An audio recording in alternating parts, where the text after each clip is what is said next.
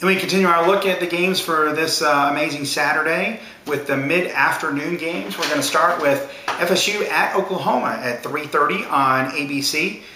This is the first time that FSU is going into a road game without Bobby Bowden at the helm since 1975.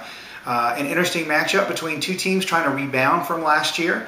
Both for FSU, a 6-loss season has been unfortunately common in the past 4 years. For Oklahoma, a 5-loss season has been a rarity. Oklahoma lost their starting quarterback, Sam Bradford, at the beginning of the year last year, and Landry Jones, the replacement, played reasonably well, especially by the end of the year, put up over 3,000 yards, so an impressive showing, and now he's an experienced quarterback. So what hurt the Sooners last year actually is going to help them this year.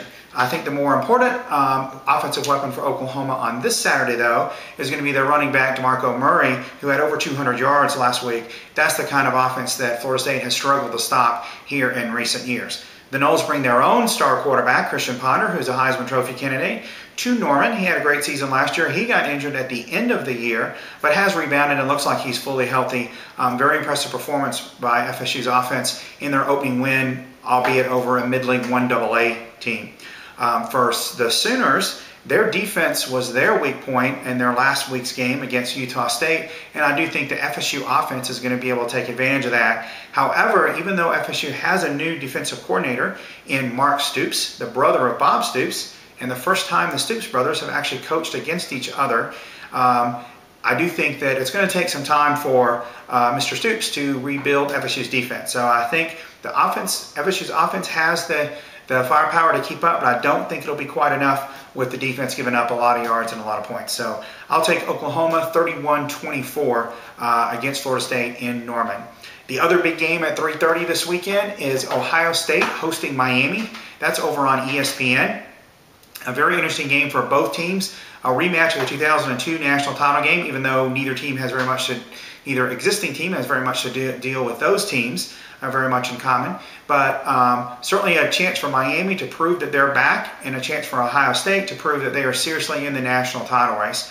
Miami brings their quarterback, Ja'Cory Harris, who's had an up and down career, but now with some more experience, looks like he's finally taken over the leadership role of this team, makes a lot of big plays. Terrell Pryor, same thing, has had some consistency issues over the years, but played well in Ohio State's last game in the Rose Bowl against Oregon. I can't get out of my head, though, Miami's performance in that Champs Bowl against Wisconsin, where Miami couldn't do anything on either side of the ball. Wisconsin shut down the Miami offense, Ja'Cory Harris played poorly, and the Miami defense was helpless against Wisconsin's power attack. I do think Miami has also struggled on the road, and I'm not sure I don't think their program has turned the corner yet. So I look for Ohio State to win 30-20 over the Hurricanes in Columbus.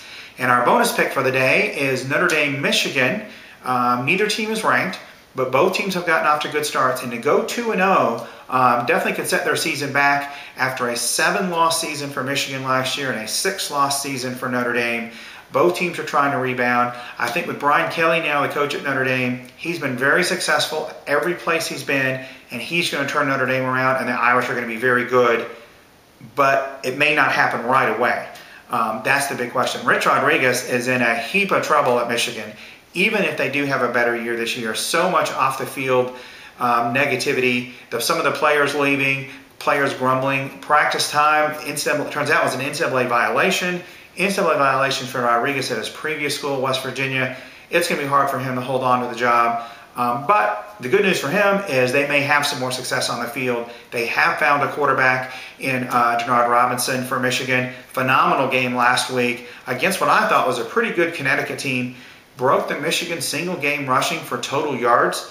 You may have heard of a fellow named Tom Brady or a guy named Desmond Howard. Well, neither of those hold the record for total yards in a game for Michigan. It is their new quarterback. I think Notre Dame's defense actually played better last week than they had most of last year.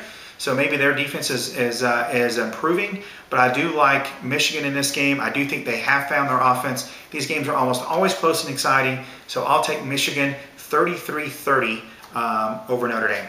Coming up next, we're going to talk about the night games featuring a great trip from Penn State down to Alabama.